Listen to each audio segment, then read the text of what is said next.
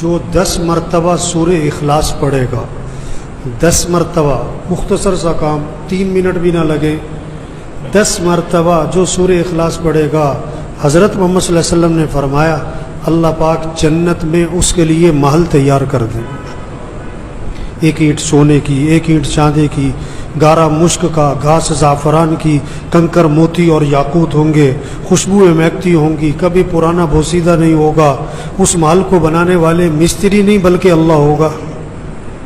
حدیث میں آتا ہے جو فرض نماز کے بعد آیت الکرسی پڑھے گا، فرض نماز کے بعد آیت الکرسی پڑھے گا، اس کے اور جنت کے درمیان اس کی موت کا فاصلہ ہے، مرتے ہی سیدھا جنت میں جائے گا۔ یہ تو بھائی، تو دنیا میں ہم آخرت کی تیاری کے لیے آئے۔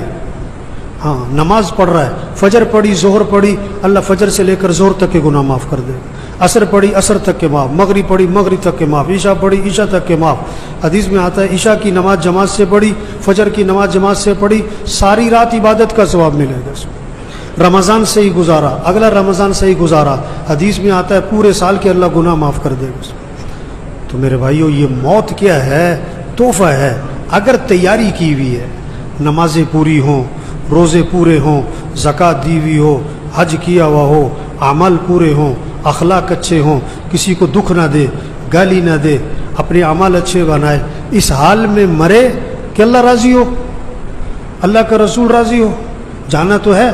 یاد داری کے وقت زادنے تو ہما خندہ بودن تو گریا، چنا زی کے وقت مردنے تو ہما گریا بودن تو خندہ۔ جب تو پیدا ہوا تھا تو سب ہنس رہے تھے اور تو رو رہا تھا، بچہ رو رہا ہوتا ہے، گھر میں خوشیاں ہوتی ہیں، فرمایا ایسی خوبصورت زندگی گزار کے جاؤ کہ جب تمہاری موت کا وقت آئے تو سب رو رہے ہوں اور تم ہنس رہے ہو۔